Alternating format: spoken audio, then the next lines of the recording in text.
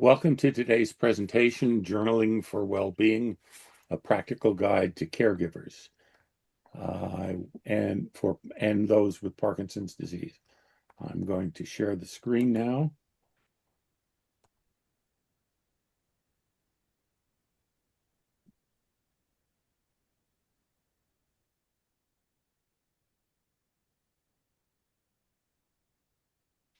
Parkinson's Social Network is a 501c3 organization. It is an all-volunteer organization. We have no paid staff.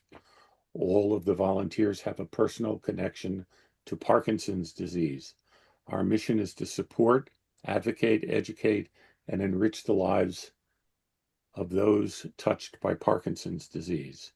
We offer online resources, including our website, our YouTube channel with a library of videos, and virtual events such as today's, as well as offering telephone assistance. We're here to help you. The screen shows you our website, email address, and telephone number.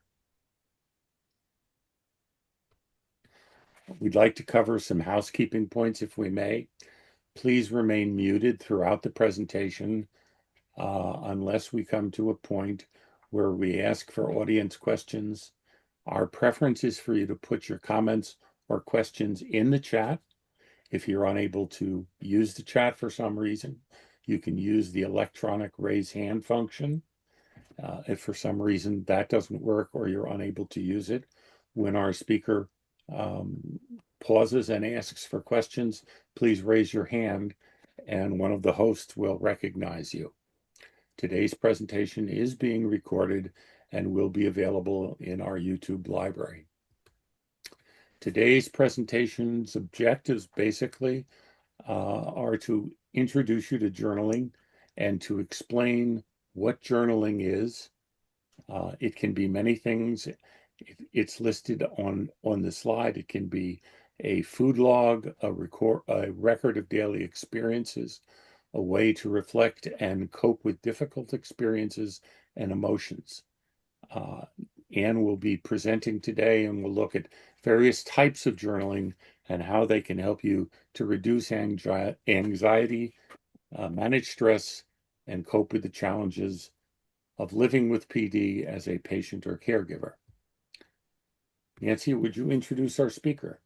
Yes. Anne, who I'm delighted to have join us today, currently facilitates a journaling circle and bereavement groups for a organization called Daughterhood, which is a national online organization that supports caregivers. Journaling has been an important practice during her over 25 years of providing spiritual care in hospice settings. As you can see, she she's a retired board certified chaplain, so she has yet another set of skills. Thank you, Anne.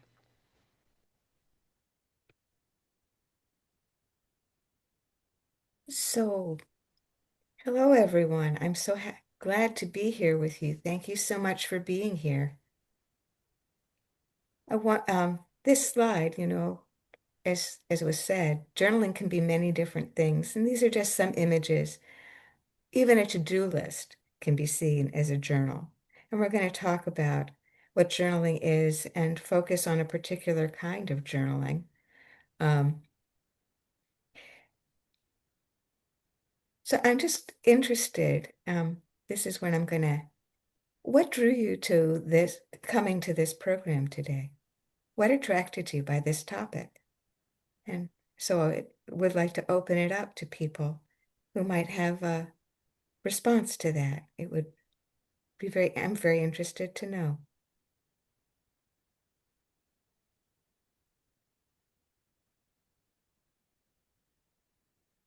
Okay. Well, I'm glad you are interested because journaling is can be such an important and supportive practice. So what is exactly journaling? What am I talking about? What am I talking about when we're talking about journaling? And as I said, journaling can be many different things. One dictionary definition, excuse me, of journaling is a regular record of experiences, ideas, and reflections. And one of the things you're going to hear me say a lot and emphasize a lot is that point of a regular record of experiences, ideas, or reflections. One category of journaling can be journaling that we do for information, like even a newspaper is a journal. It's a regular record of events. Maybe some of you have watched Star Trek, and the ship's log is a kind of journal. An account of our day-to-day experiences, like a diary, is a kind of journal, but it's not the kind of journaling that we're going to be focusing on. And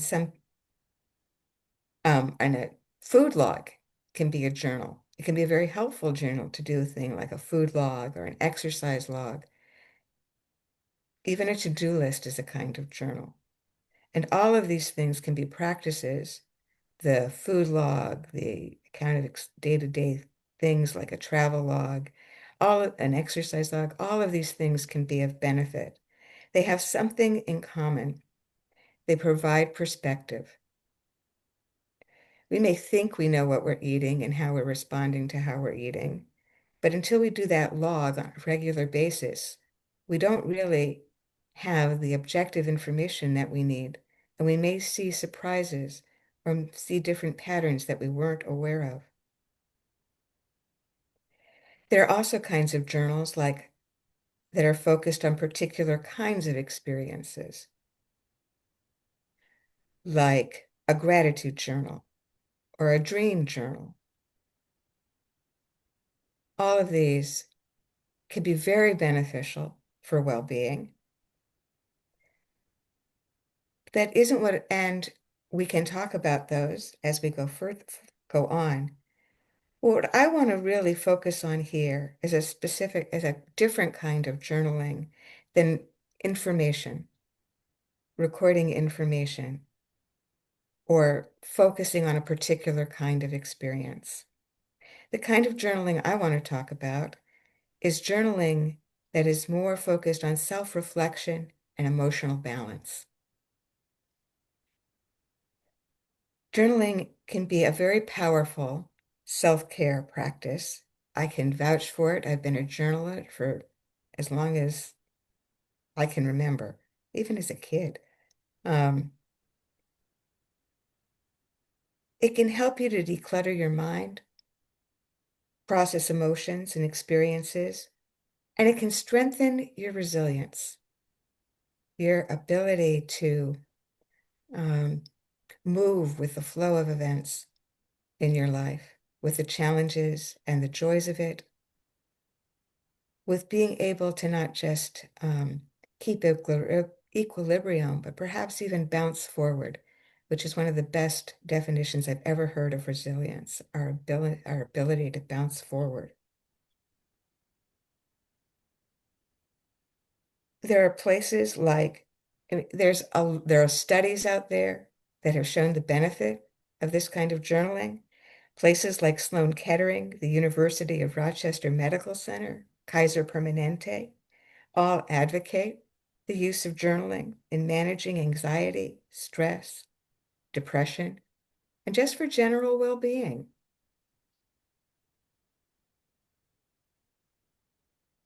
Done regularly, again, I told you I'm going to be stressing, done regularly, it can be a powerful tool for strengthening our sense of confidence and capability,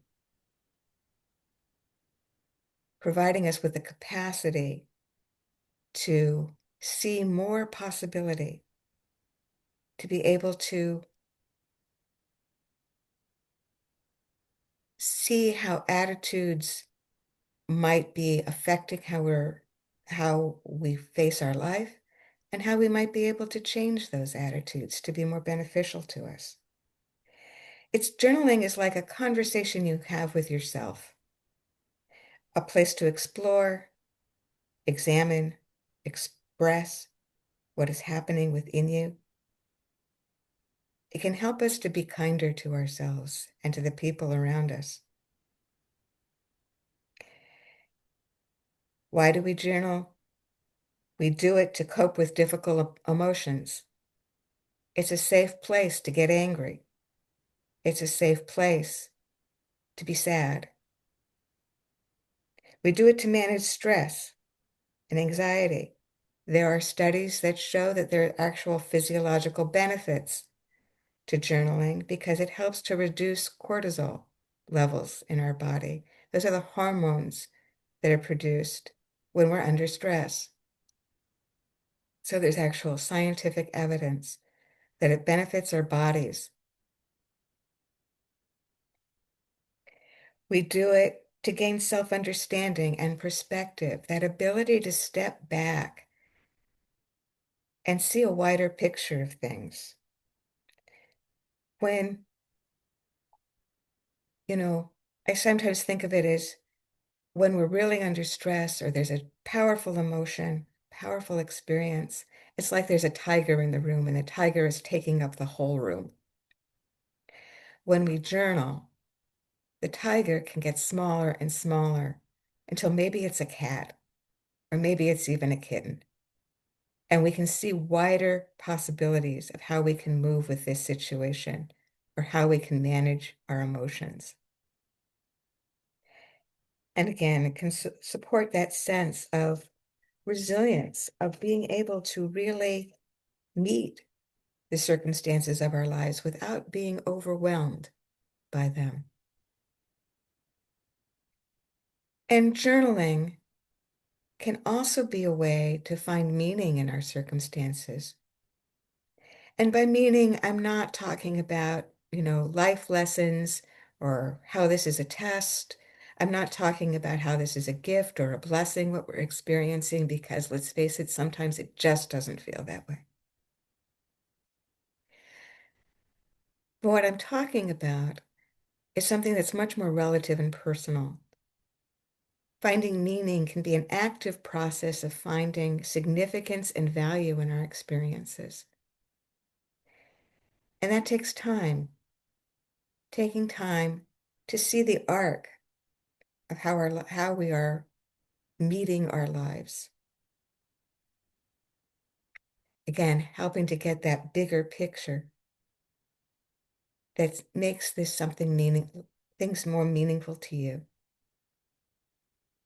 Through journaling, we can make sense of those kinds of connections over time that can help us to make sense and find a way of living day to day with more freedom, with more possibility. Again, with more confidence and sense of capability. Perhaps you've heard this, maybe more than you'd like to, about the difference between dumping in and dumping out. That we can get so, dumping in is when we take our emotions, our stress, and we find the nearest thing that we can possibly dump it on. We dump it on the person who's causing the irritation. We dump it on who's this obstacle in our lives or whatever. We dump it on the nearest possible thing we can do. Dumping out means instead of dumping it into our partner or someone else in our family or friends or someone else in our family, intimate, we dump it out to where it's safer to put it. People who can handle that. Well, journaling is a kind of dumping out where we can put those irritations, those whatever emotions are coming up with our care partner so that we're not taking it out on them so much as we sometimes do. At least that's been my experience in the people that I have been with. So it can be a way of managing those so that we have more emotional space and capability and kindness with each other, with ourselves, and with our care partner.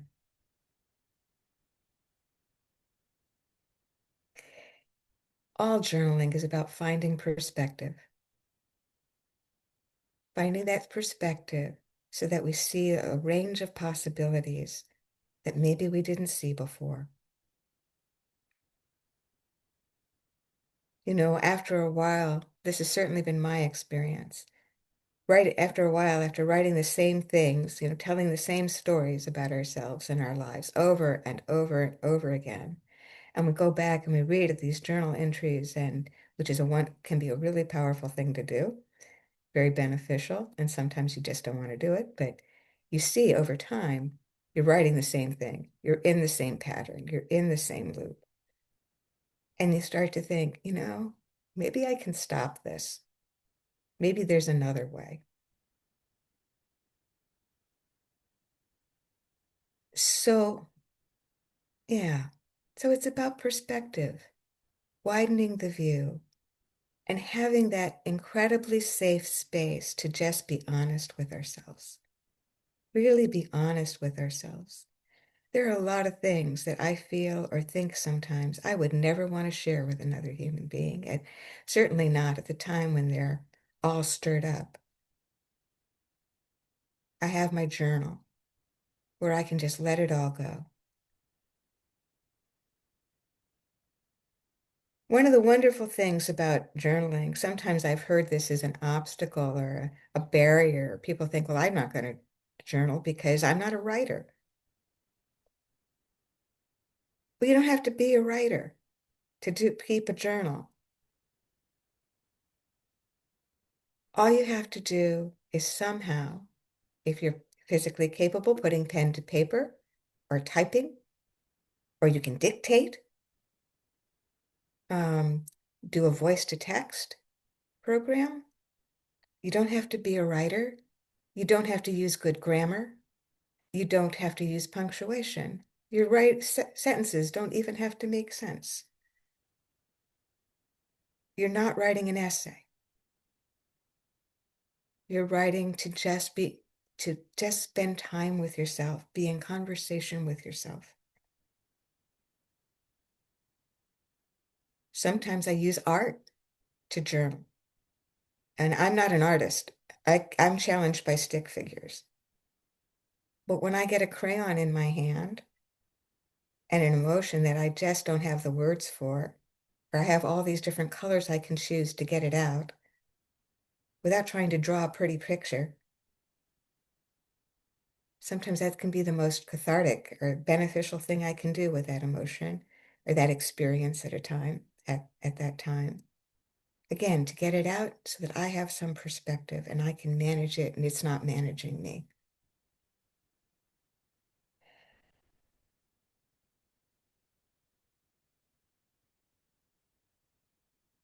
So, just looking at my notes here. Yeah. So I'm just going to stop there and see if there are any thoughts or questions that have come up for you before we move on. Does anybody have anything that they would like to share, maybe comment on? Maybe you have your own experiences with trying to journal or your own curiosities that haven't been addressed. I'll share. My name is Wells, and I have Parkinson's disease. And thank you for your introduction. I really appreciated it. I mean, I find that the whole issue with me is really, as with everything, it's the matter of following through and being consistent. I find that really impossible, or at least to date. And I have kind of a journal that I share with my yoga teacher. So that's one thing. Then I have my 5-year journal for myself, and which am I going to write in, and the 5-year journal is too. There isn't enough room. I just have a bunch of stuff that goes on in my head, and meanwhile, my emotions can be in a very, very different place. I live in a senior living community, and we and I just lost a person here, and it was really a wonderful person. She was a writer like myself. I'm a poet, And she was too. And she was just a marvelous person. And I was so, I felt, I cried when I heard about that. And then I kind of felt that, in these senior living communities, somebody dies virtually all the time. So I felt I was with people who really were just kind of getting on with their lives, and that this didn't kind of affect them the way it affected me. And it's hard for me to write all that, to get it down. I mean, I can say it here, but the matter of having a conversation with myself and treating the journal as that way is new to me. That whole notion that this is a conversation with myself is, I think, opening up a part of my brain, hopefully. I don't know. But and I have Parkinson's. I have non-movement symptoms, which is, I think, always a sort of a strain for both my neurologist and me. So that's my story for today. Thank you. Thank you so much for sharing all that. Yeah, when I stress doing it regularly, I don't journal every day. I'd love to journal every day. I used to. For many years I did, but life doesn't work that way for me anymore. But I always journal sometime. I at least have one day that I give myself to journal, and I try to get to it more. That's regularly. And I don't beat myself up when I can't. And that's one of the big things, too, about doing this. Not beating yourself up. Journaling is a way to stop beating yourself up, a way to write to yourself with some kindness. So I appreciate your challenge with consistency because I have it too these days. Um, you may, and I appreciate that it's hard to meet myself. When I put pen to the page, sometimes it's very hard to meet myself. And I always feel like I've gotten something out of it when I do it. I'm guessing that in some ways you journal in other ways, like your poetry. I know I write poetry as well. And sometimes my poems are my journaling. Yeah. Let's give ourselves credit for what we can do. And I'm glad that this opening up some space for you to see maybe there's some other ways you want to explore. So thank you for sharing all that. And I'm sorry about the loss of your friend.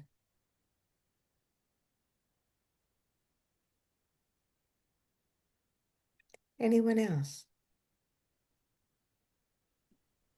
Yes, I'll share. Um, I'm uh, I- I'm interested in journaling just for one reason. It's something I've never done. It's sort of outside my usual type of activities. So I'm kind of curious as to what it might do to help me deal with my Parkinson's symptoms. Um, One of which is that I'm unable to write legibly anymore. I'm taking some notes that I'm gonna, if I have to transcribe them quickly after the class is over, because if I wait too long, I'll forget what I was writing. It's only legible enough to remind me a little bit of what I was listening to. Um, so I was really glad that you mentioned the possibility of using a voice to text application. That might be what will work for me, because I like to be able to go back and read. I don't really want to go back and hear my own voice, but I would like to be able to read it on a screen or on paper. So that's a great suggestion, and we'll see what it comes to be for me. I might do some journaling about dreams. That's been a big part of my brain activity has been dreams, weird dreams, and I sometimes tell my husband about them, and I ponder what could that mean? But probably possibly nothing, but they're kind of interesting. So, but yeah, again, thank you for the for the class and all these good ideas. Thank you. I always write down my dreams. Um, and I just want to share something with you. of a person who studies dreams, from a person who studies dreams that I heard talk once. All dreams come to us in service of healing and wholeness. So as you're looking at your dreams, you just might want to have that in the back of your head, possibly.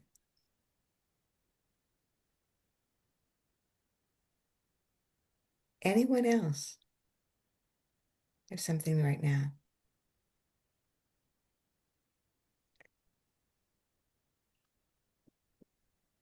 So let's go into some nuts and bolts about how to journal. So here are some, David, if you could put up the journaling guidance slide.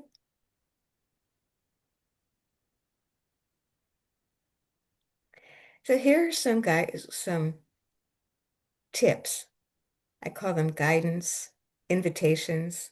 These are things that have worked for me, that have worked for others. Um, try to keep your hand moving so that you're not worrying about the grammar, the punctuation. So the inner critic doesn't have a chance to show up and say, why did you want to say that? That's not a nice thing to put down. And even if the inner critic shows up, just keep writing the inner critic until you put her to sleep or him to sleep. You know, let your inner critic take a nap while you're doing your journaling. Just keep writing, and you'll be surprised what can come out. You think you start one place, and who knows, maybe you wind up someplace else.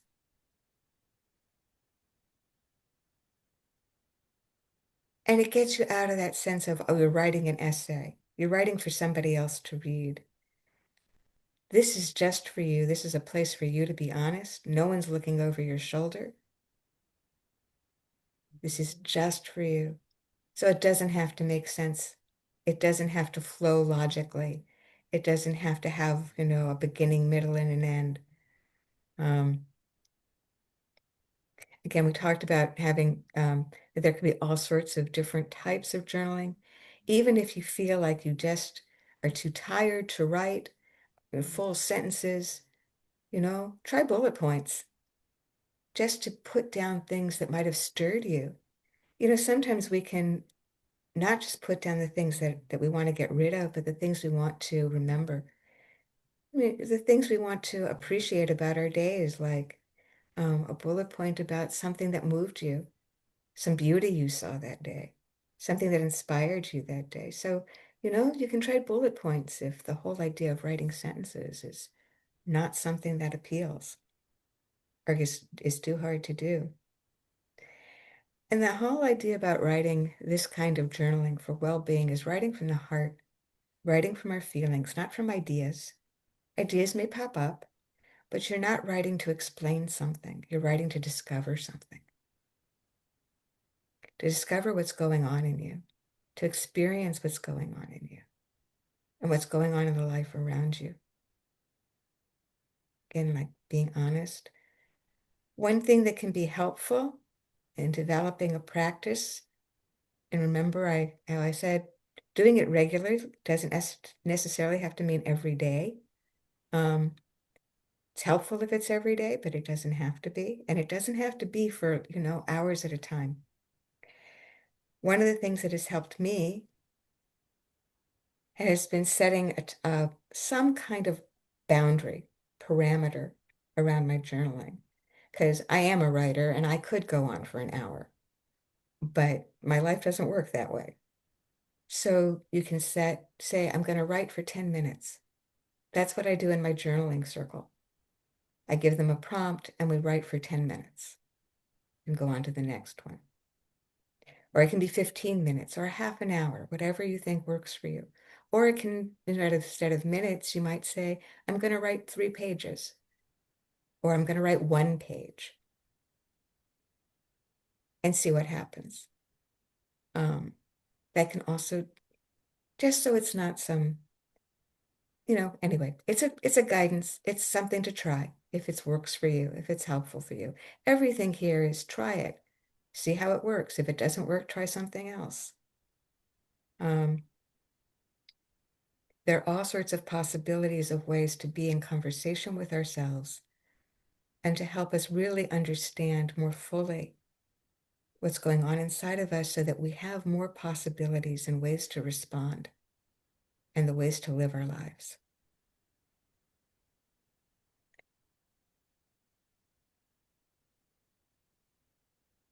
So Dave, if you could put up the next slide.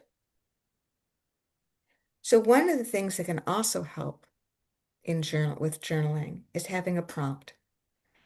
You can go online, you can find books about journaling with prompts in them. You can find websites that have lists of prompts. You can do you can do a Google search of journaling for well-being and find all sorts of sites with prompts. There's even, I did journaling for people who are living with Parkinson's. There's a site for that.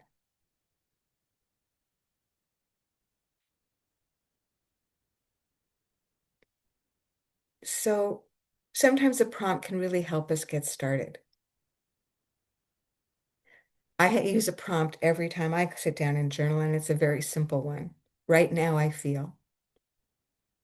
And I go from there. Here are some samples prompts. There's things that I call I prompts. You know, I feel, I find it challenging to, I'm noticing, I need. A good day is when I find support or encouragement. You can go, and I have space there that just indicates you can come up with your own. I want.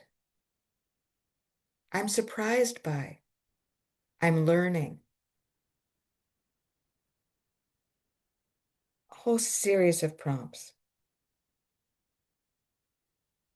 Can we have the next one, David? Thank you. Another kind of prompt is a letter prompt. I love letter prompts, but that's just me. Sometimes they're harder. They can be harder. One of the hardest ones I found in my journaling circle that I do is writing a letter to yourself as though you were writing to a dear friend.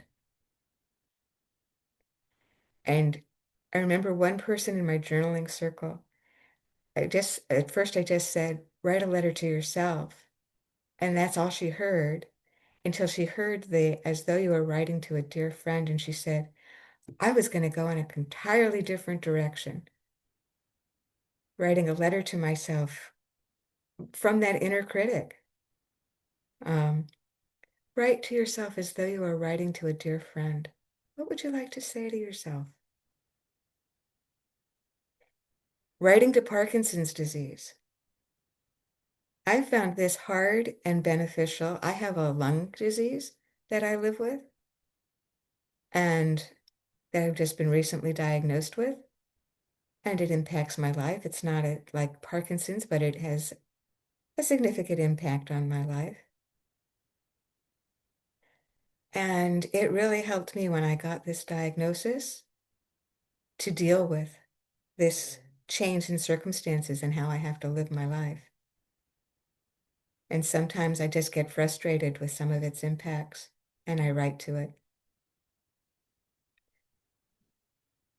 Maybe if you're a caregiving partner, write to someone who maybe is new to caregiving for a loved one with Parkinson's disease. What would you want to say to that person? That can help you get perspective on yourself. What are you doing? And what do you need to hear for yourself? Or you can write to a neutral person about what it's like to live with Parkinson's disease. And these are letters you're never necessarily going to send, but it's a way to talk about what you're experiencing. You can write a letter to grief. This is a powerful one. I use this in my grief groups. Writing a letter to grief. When you're living with a life-limiting medical condition, there's grief. You might want to write to that. Maybe write a letter to your younger self. What would you say to your younger self? If you're a spiritual person, perhaps write a letter to God or your higher power. Whatever you want to say, that higher sense, whatever it is, it can take it. Write a letter to someone you love. Whatever you want to say to this person. Like I said, maybe you won't send it. There might be a whole lot of things you want to say to that person that you might not, that you want to say about this person, that you might not ever want to say in person. Maybe you can think of other letters.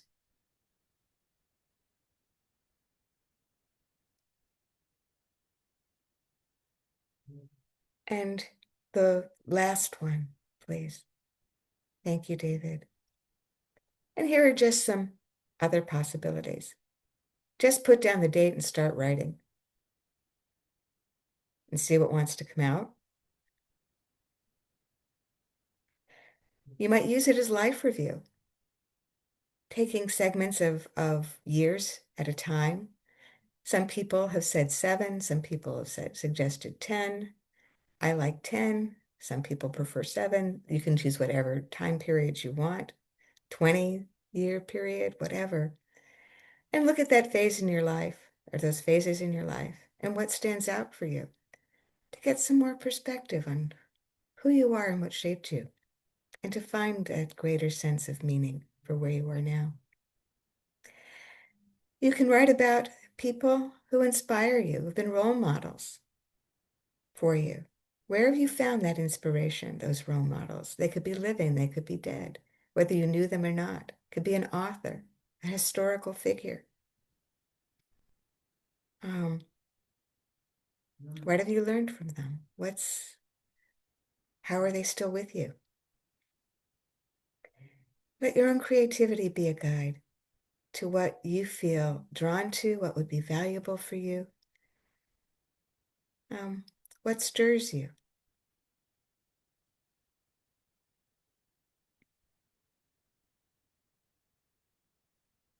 So to end what my presentation, till we get and open it up to more questions and comments, I just want to sum up one of the three most beneficial things I can think of for encouraging, for establishing a writing practice, a journaling practice. Doing it regularly, being honest without judging what you put down, and going for the feelings. And again, just letting whatever is inside you be your guide. Thank you so much for letting me talk at you all this time. I would really love to hear what's going on with you. Questions, comments, thoughts. Even if it's, I don't think I'm ever going to do this. It's fine. Whatever's going on. I found it really helpful to get a much better understanding of what journaling can be and how individual it can be. And that, I think it's not frightening, the idea of journaling, maybe for some people, but I think I have a much better overview of it and a better understanding of it. So thank you. Thank you. Hi, Wells again. You said honest, 3 things: honest, no judgment. And what was the third thing you said? So do it regularly, which doesn't necessarily mean every day. Be honest without judging what you put down. Let that inner critic take a nap. and go Mhm. for the feelings. Feeling. Okay. I mean, I feel I should know all of this because I've been in therapy for so long, but I need to have them looking at them like this, honest, no judgment, regularly in my feelings. And the other question I have is, I have some of these journal books I have leave you very little space. So I don't want to bring this huge notebook down, but I've got to find something that can allow me to say all the things I want to say, or enough for one day.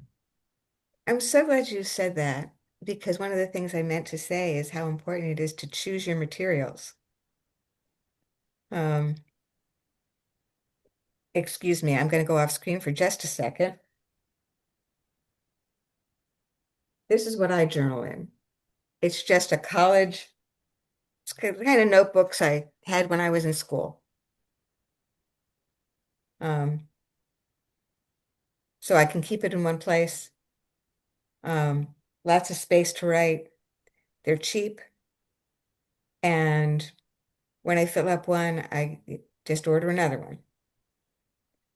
And, you know, I learned for myself that some people gave me these beautiful notebooks, these beautiful journal blank books. And I don't write in them because what I want to write, one, isn't going to fit on those pages and isn't anything I'm going to want to keep in something that's beautiful. But sometimes you do. And sometimes the beauty of the notebook, finding one that has, I once journaled in notebooks that had pictures of dogs on them, funny pictures of dogs, um, that just made it more fun to pick up my notebook. It can be, you know, some people use scrapbooks where they can put pictures, um, or do some drawing as well as have words. Um, it is important. And you raised a really good point. It's important to find the right materials for what you want to do and to make it something you're really going to feel okay about writing something yucky in. Um, and there are lots of different kinds of notebooks. This one is a big, thick one. But I have really light notebooks, really the kind of thing that I used to take to school when we took notes on paper. I guess they don't do that anymore. Was that helpful? Yes, very helpful to me. Thank you so much.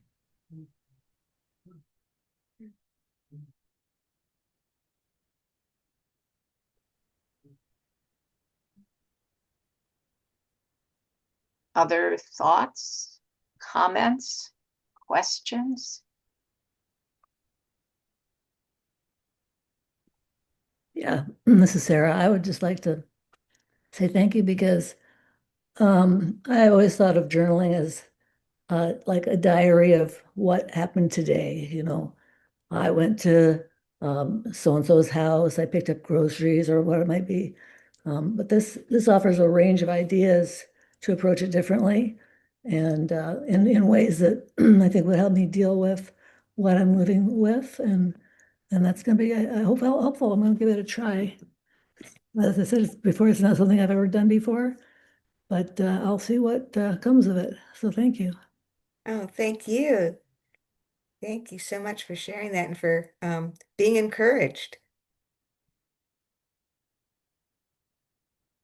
If somebody is interested in doing voice to text, there are a number of Android and iPhone apps.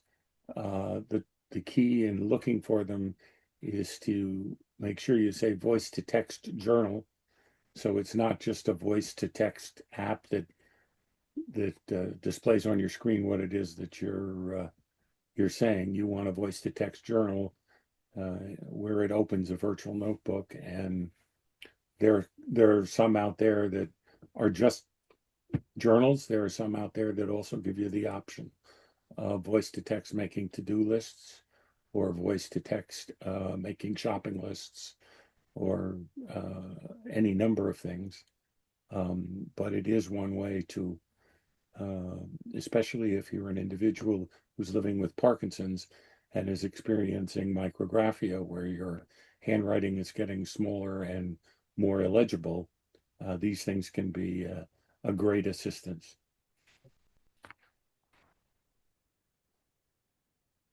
Okay, thank you for that.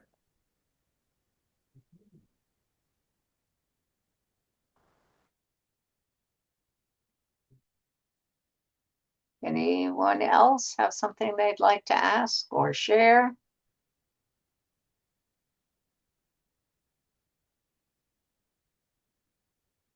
I suppose I could share also, you said you got these notebooks online. From where do you? You can search for them in the Google Store if you're an Android user. You can search for them in the App Store if you're an Apple user. After today's event, sometime within the next couple of weeks, I'm going to try and compile a list that we can make available to anybody who would like to know of some of them that are potentially helpful. Thank you. You can, go on to the site of an office supply store like Staples and get notebooks from that. Really simple notebooks, lightweight, easy to use. I think sometimes the dollar store also might be a resource for some people. Their stuff is definitely a very price friendly.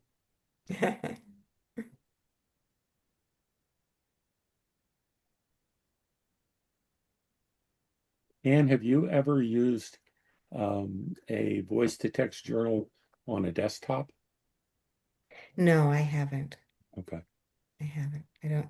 I I'm in the fortunate position of being able to write with my hand, and I love putting pen to paper. Mm. Um, Often a lost art these days. yeah. Mm. But like I said, I have also sometimes used crayons of water. I've actually used finger paints too. Finger paints are great when you're mad. And done some journaling like that, image journaling as opposed to word journaling. Great concept. Thank you. Ruth Ann? Yeah, I'm just curious. How long do you keep your journals? Oh, isn't that an interesting question? I'm Right. downsizing. That's the reason I ask. And that's such an individual question, you know. So I know people who have boxes of their journals like from when they were in college and they're, 70 years old.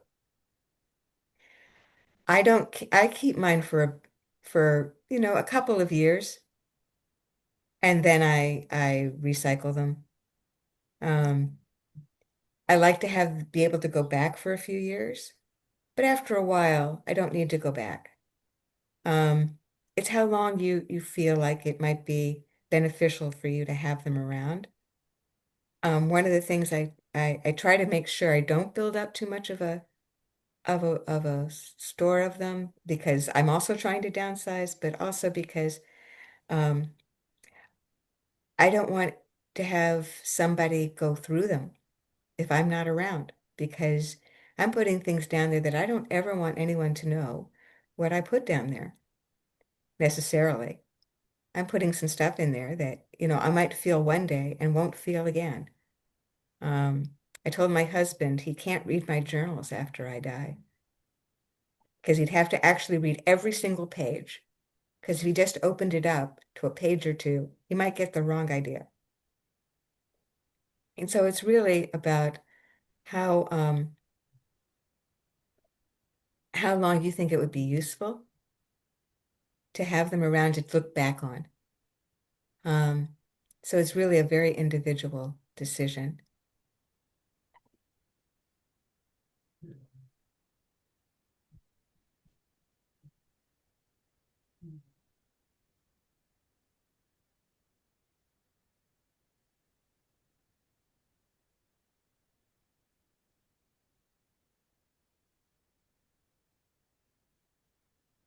Arlene, you're muted.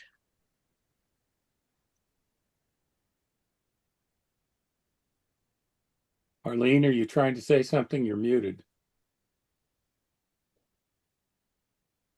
There you go. I started journaling when I was in high school. And, every girl had the diary, and you made a big deal out of locking it up and hiding it somewhere. And I had a rather vicious older sister who, one time when she was upset with me and upset with life, and she went and found it and then proceeded to do many performance readings. And after that, it was like, I'm not doing that anymore because it was just a really ugly, embarrassing experience because I was getting out all of my angers and, disappoint everything. And her performances were not appreciated by me. We'll leave it at that. But I find I do, partly because of what I was working at. I take a steno notebook and I will just write whatever stupid little note it is. If somebody said something that I want to remember, I'll write it down. If I'm looking up a phone number, I'll write it down because I found I remember better when I write things. If I'm reading something, I can read it and I can think about it, and then I can go back and read it and realize I didn't remember quite as much as I thought. If I write things down, it's like it penetrates my brain in a different area and I keep it. And I've got a whole bunch of those, and periodically I go through them and then I toss them or tear pages out that don't have any future meaning or future information that I might want. But anything beyond that, once bitten, twice shy. Oh, I'm so sorry you had that experience. Oh, that was ugly. That Yeah, was it just ugly. was. And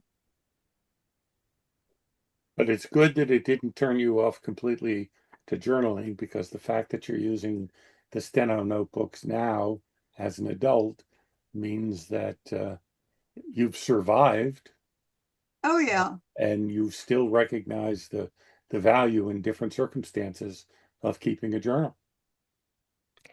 but I'm also not going to leave any info around the house when I finally die and let my grandchildren and my daughter go through it and without, don't want to have that posthumous roasting again. Understood. Understood. And you're still finding ways, I appreciate the kind of journaling you're doing, finding those quotes that are meaningful to you that you want to remember. Um, those sorts of things. I appreciate also, as I said, there are lots of different kinds of journals, and to-do lists can be a really powerful journaling for well-being, in the sense that it helps us not feel so overwhelmed by all the things that are on our plates. The thing about doing something like to-do lists is I hope that we all give each other kindness and give each other a break, give ourselves a break if we don't get to everything on the to-do list. So, being kind. Well, I also threaten particularly my granddaughters that, remember, I'm going to come back and haunt you. Yeah. But that's only if they do something like find your journal. You're not going to haunt them in general, are you? Well, that depends on how well they behave and what kind of trouble they get in. And Yeah, you do raise a good point that is worth mentioning is that our we're care partners. We have care partners. Will they and we trust it. There needs to be trust that our care partner is going to respect our privacy. Is going to respect our privacy. That's why I told my husband about never look at my journals. But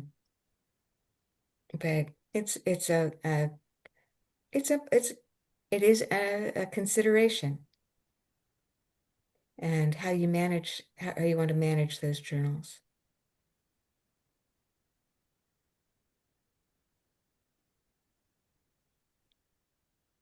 Other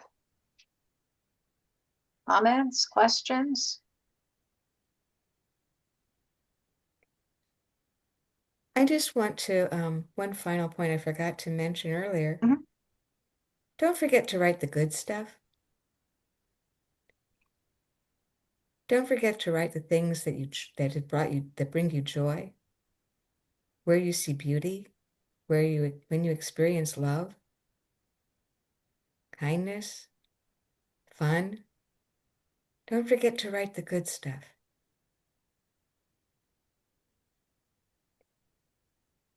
That's all part of it too. The point of journaling is to see the whole picture, that wider perspective.